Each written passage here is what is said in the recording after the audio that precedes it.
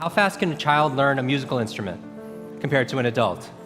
How fast can they learn a second or third language? They learn fast, right? Because why? How many people you hear a song and it'll take you back to when you were a child? Raise your hand. How many people it's not a song, but maybe it's a fragrance or a food that will take you back decades? Because information combined with emotion became a long-term memory, right? Because we're not logical, we're what? We don't do things logically all the time. We do things what? Emotionally, right? Because we're not logical, we're biological. Everyone wants to write this down. All learning is state dependent. That the emotional state that you feel when you're learning something gets anchored to the learning. Does that make sense? By the way, what was the state that you felt back in school? Bored, and the other half of the class is like confused, right? Now, on a scale of 0 to 10, what's boredom? 0. Anything times 0 becomes what? 0, and that's why a lot of people don't remember what they learned. It's the emotional state. Does that make sense? We said that children are the fastest learners, right? That they have this curiosity and they play all the time. Now, it's been shown in science, the research, by playing more actually creates neurogenesis and neuroplasticity. Like Einstein didn't have a bigger brain than anyone here, but in certain areas of his brain, he had highly connectedness. He did these thought experiments where he would put himself in these brainwave states, specifically theta state. That's the state that you're in when you shower. That's the theta state. That's a relaxed state of creativity. You're inspired. You come up with new ideas. New things come out of you, right? And so he had more connections in certain areas. And so you could promote that by playing more. We live in an age where it's not your muscle power, it's more your mind power. The faster you can learn, certainly the faster you can earn, but not just financially, in all the areas of your life. I remember recently, I got to introduce two of my modern day superheroes. It was Stan Lee. And we're going to dinner. I remember asking Stan, I was like, I have to know, you've created all these incredible superheroes. Who's your favorite? And he looks at me without a blink, he's like, Iron Man. And then he's like, Jim, who's your favorite superhero? I was like, Spider-Man. And without a pause, he says, with great power comes... The opposite is also true. With great responsibility comes great power.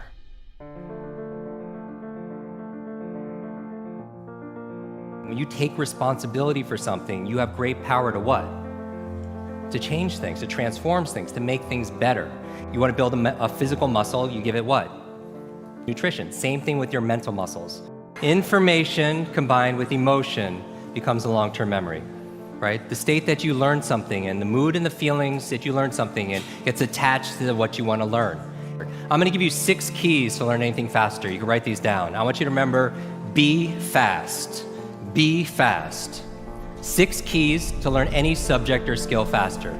So the B in be fast stands for believe. Because if you believe you can or believe you can't, either way, what? Either way, you're right.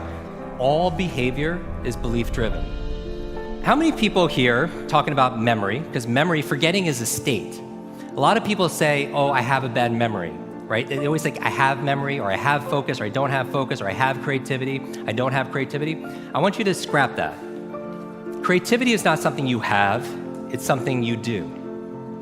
Memory is not something you have, it's something you do. There's no such thing as a good or bad memory. There's just a trained memory and an untrained memory. Your brain is like a supercomputer, and your self-talk is a program it will run. So if you tell yourself you're not good at remembering names, you will not remember the name of the next person you meet because you programmed your supercomputer not to. Your mind is always eavesdropping on your self-talk. And so the challenge here is this: too much information, too little time. The amount of information is doubling at dizzying speed. But how we learn it, how we remember it, has that changed at all? Your brain cycles through different brain waves. Beta is when you're most awake, delta is when you're asleep, theta is right above delta. That's the state of creativity we talked about. Like in between theta and beta, when you're most awake, is a state called alpha. Right? It's a state you go in when you meditate, states you go into when you do deep breathing, state you're also in when you watch television. The alpha state is a great state to learn in though. So how do you keep your brain active? So smart devices could be extremely convenient. I'll give you a third villain: digital dementia. This is the idea that we're outsourcing our brains to our smart devices. We're so reliant on our smartphones that our smartphones are making us stupid. It's convenient. I don't want to memorize 500 phone numbers, but we've lost the ability to memorize one. There is no learning without remembering. So B is believe. Believe you can, believe you can. Now the E, I'm gonna go through these really fast, is exercise. Exercise. And what I mean by this is I mean physical exercise. Because your brain, the primary function of your brain is to control your movement. As your body moves, your brain grooves. If you want to learn any subject or skill faster, the F is to forget. Forget. A lot of people don't learn faster because they feel like they know it already, right? So you want to forget about anything else than what you're learning here, temporarily. The A in fast stands for active. You take notes, you ask questions, you participate in it. The S in fast stands for state, that all learning is state dependent. All learning is state dependent. I never want to learn in a bored state, right? Most people, like when they read, they're in a bored state. People wonder why they don't remember what they read. So control your state. Finally, the T in fast and B fast stands for teach. You learn with the intention of teaching it to somebody else. If you had to teach this to somebody when you got back home, your team, your family, your friends, would you learn it differently, right? So you learn with the intention of teaching to somebody else. Because when you teach something, you get to learn it twice. Let me close with this. When I got home, there was a package waiting for me. I opened up. I don't know if you could put this slide on, please. I opened it up, and there's this photograph. There's a photograph of me and the entire cast of X-Men. And even better than Halle Berry and Jennifer Lawrence and everything that's on there was the note from the chairman. It said this: Jim, thank you so much for sharing your superpowers with all of us. I know you've been looking for your superhero school since you were a kid. Here's your class photo. So my question for you is this: if you could go back to that child inside of you, that younger self, and right now tell them something that they need to hear, what would that be?